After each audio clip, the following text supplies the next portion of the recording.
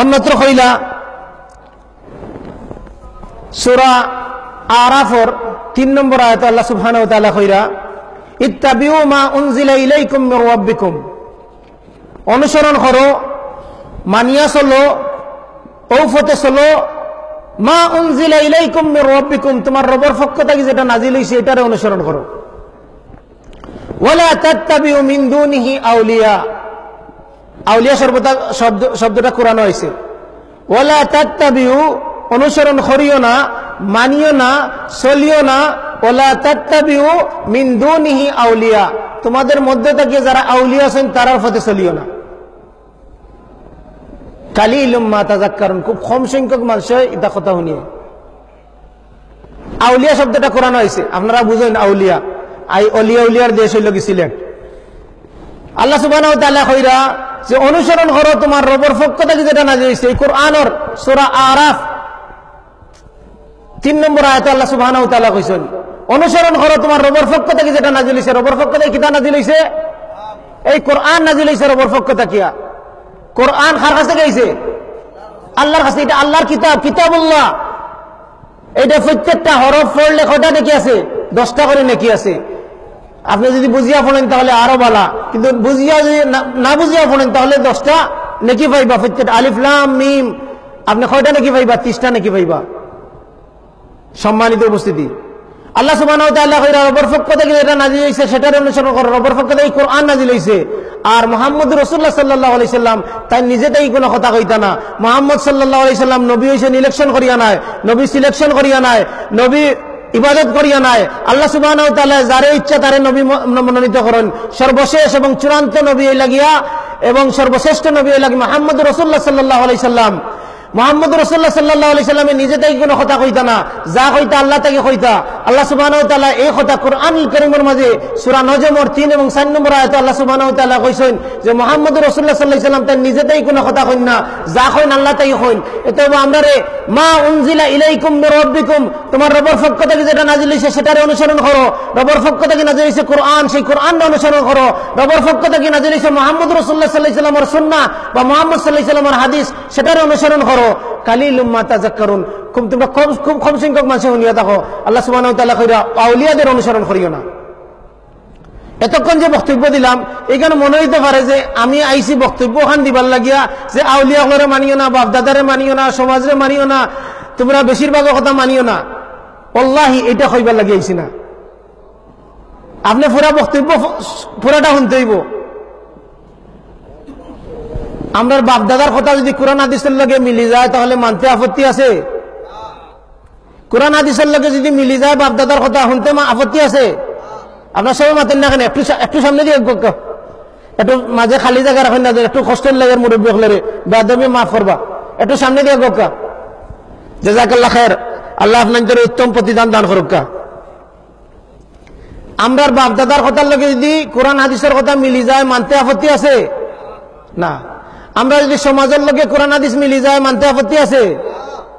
আমরা রাষ্ট্রের লগে কোরআন হাদিস যদি কথা মিলি যায় তাহলে মানতে আপত্তি আছে? রাষ্ট্রের কথা মানতে আপত্তি নাই। বেশিরভাগ মানুষের কথা যদি কোরআন হাদিসের লগে মিলি যায় তাহলে মানতে আপত্তি আছে? না, আপত্তি নাই।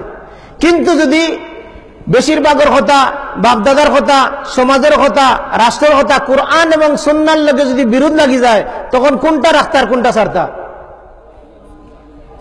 কোনটা রাখতে হইব? কোরআন হাদিসের রাখতে হইব। এটা হলো মৌলিক নীতিমালা যে আমরা যদি কোরআন হাদিসের লগে মিলি যায় সবার কথা মানা, আনতে আমরা কোনো আপত্তি নাই। কিন্তু যদি কোরআন হাদিসের লগে মিলে না তখন আল্লাহ সুবহানাহু ওয়া তাআলা এই আয়াতে কইছেন আউলিয়াগুলোরে মানিও না। অন্য আয়াতে আল্লাহ সুবহানাহু ওয়া তাআলা কিতা কইছেন? সূরা আনআম 116 নম্বর আয়াত আল্লাহ সুবহানাহু ওয়া তাআলা কইছেন ওয়া ইন তুতি আকসারা মান ফিল আরদি ইউদিল্লুকা আন সাবিলিল্লাহ, তুমি যদি বেশিরভাগ মানুষের পথে চলো তাহলে আল্লাহর রাস্তা থেকে গুমরা হয়ে যাবে। আমরা দেশে কইবা বেশিরভাগে যখন কইকান ঠিক বা মেজরিটি মাস্ট বি গ্যারান্টেড, কিন্তু আল্লাহ কইরা বেশিরভাগের পথে যদি চলো তাহলে কি হইবা? কত কষ্ট হয়ে যাবে, ভুল পথে যাইবা গিয়া। বেশিরভাগ সত্যের মাপকাঠি নাই, বেশিরভাগ সত্যের মাপকাঠি নাই। আল্লাহ সুবহানাহু ওয়া তাআলা সূরা কাহফের মাঝে কিতা কইছেন? আল হাক্কু মির রাব্বিকুম, সত্য আল্লাহর পক্ষ থেকে। ফামান শাআ ফালিয়ামিন ওয়া মান শাআ ফালিয়াকফুর, যার ইচ্ছা মানো, যার ইচ্ছা অস্বীকার করো। ইন্না আতাদনা লিয-যালিমিনা নারা, অপরাধী হল লাগি, জালেম হল লাগি আল্লাহ সুবহানাহু ওয়া তাআলা জাহান্নাম প্রস্তুত করে রাখছেন। সত্য কার পক্ষ থেকে? আল্লাহর পক্ষ থেকে। সত্য হইল কোরআন, সত্য হইল রাসূল সাল্লাল্লাহু আলাইহি সাল্লামের 23 বছরের জিন্দেগি, যেটা আল্লাহ সুবহানাহু ওয়া তাআলা কইছেন যেটা উসওয়াতুন হাসানা, উত্তম নমুনা আমরা জিন্দেগি আমরা লাগিয়া। সম্মানিত উপস্থিতি, এতে মোট কথা হইল গিয়া আমরা আল্লাহর ইবাদত করতাম, মুহাম্মদ রাসূলুল্লাহ সাল্লাল্লাহু আলাইহি সাল্লামের তরিকা করতাম। আমরা মুহাম্মদ রাসূলুল্লাহ সাল্লাল্লাহু আলাইহি সাল্লাম আল্লাহর ইবাদত করতাম, মুহাম্মদ রাসূলুল্লাহ সাল্লাল্লাহু আলাইহি সাল্লামের তরিকায় সবথেকে বালা করি, সবথেকে বালা বুঝছেন রাসূলের তরিকা, সবথেকে বালা রাসূলের কথা, রাসূলের তরিকা মানছেন। কয়জনের নাম কইতে পারবা? খারা মানছেন? কিছু মানুষ কইছেন সাহাবায়ে একলে সবথেকে বালা করে মানছেন। আপনারা সব কি একমত যে কোরআন এবং হাদিসে সবথেকে বালা করে বুঝছেন খারা, সবথেকে বালা করে মানছেন খারা? আমরা বড় হুজুরে, মাইজনা হুজুরে, ছোট হুজুরে, আমরা বাংলাদেশের মানুষে, ইন্ডিয়ার মানুষে, পাকিস্তানের মানুষে, সৌদি আরবের মানুষে খারা বুঝছে। সবথেকে বালা বুঝছেন যারা, তারা হইল সাহাবায়ে কেরাম রাদিয়াল্লাহু আনহু আজমাইন। আল্লাহ সুবহানাহু ওয়া তাআলা তারারে কইছেন রাদিয়াল্লাহু আনহু, তারার উপরে আল্লাহ রাজি হয়ে গেছেন। সুবহানাল্লাহ। সাহাবায়ে কেরাম রাদিয়াল্লাহু আনহু আজমাইন তারা সবথেকে বালা করে, সবথেকে সঠিকভাবে কোরআন এবং সুন্নাহরে বুঝছেন এবং কোরআন সুন্নাহর উপরে আমল করছেন। এজন্য আমরা জুম্মার খুতবা আজকে শুনছি, জুম্মার খুতবার মাঝে একটা বক্তব্য হয় না আরবিতে, আমরা শুনতে শুনতে এখন মুখস্থ হয়ে গেছে, খায়রুল কুরুনি কারনি সুম্মাল্লাযিনা ইয়ালুনাহুম সুম্মাল্লাযিনা ইয়ালুনাহুম। সর্বোত্তম যুগ হইল কি আমার যুগ, তার পরবর্তী যুগ, তার পরবর্তী যুগ। রাসূল সাল্লাল্লাহু আলাইহি সাল্লাম কইছেন সবথেকে শ্রেষ্ঠ যুগ হইল কি আমার যুগ, তার পরবর্তী যুগ, তার পরবর্তী যুগ। এই শ্রেষ্ঠ যুগের মানুষগুলা কোরআন এবং হাদিসে জেলা বুঝছেন, তারা জেলা জিকির করছেন, তারা জেলা দুরূদ পড়ছেন, তারা জেলা দোয়া করছেন, তারা জেলা খতম করছেন, তারা জেলা মরার পরে মরা মানুষের জেলা ফাটাইছেন সওয়াব, ওলা ফাটাইতে হইব না আমরার তরিকা ফাটাইতা? এই শ্রেষ্ঠ মানুষগুলা তারা যেইভাবে কোরআন হাদিসে বুঝছেন, সেইভাবে কোরআন হাদিস বুঝবার লাগে আমরা আপনাদের আহ্বান করি। আর আল্লাহ সুবহানাহু ওয়া তাআলা এই যে সাহাবায়ে কেরাম হল লাগিয়ে আল্লাহ খান বুঝতে হইব, এই মর্মে কোরআন কারীমে অসংখ্য আয়াত হল আছে।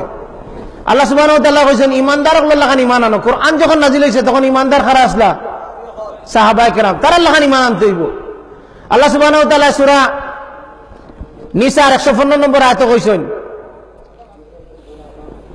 ওমা ইউশাকিকির রাসূলা মিন বাদি মা তাবায়্যানা লাহুল হুদা ওয়া ইয়াত্তাবি গায়রা সাবিলিল মুমিনিন। হেদায়েত সুস্পষ্ট হওয়ার পরে যারা রাসূলের বিরুদ্ধে চারণ করলো এবং ওয়াত্তাবি গায়রা সাবিলিল মুমিনিন, মুমিনদের রাস্তার বিপরীতে চললো, নুয়াল্লিহি মা তাওয়াল্লাহ, তারা যেদিকে অগ্রসর হইতে চায় তাদেরকে সেদিকে অগ্রসর করা হইব, ওয়া নুসলিহি জাহান্নাম, তাদেরকে জাহান্নামে নিক্ষিপ্ত করা হইব। তাহলে আল্লাহ সুবহানাহু ওয়া তাআলা এই আয়াতের মধ্যে কইরা রাসূলের বিরুদ্ধে চারণ যারা করছে এবং মুমিনদের রাস্তার বিপরীত চলছে, মুমিন বলতে কোরআন যখন নাজিল হয়েছে তখন মুমিন বলতে খারা সাহাবায়ে কেরাম রাদিয়াল্লাহু আনহুম আজমাইন।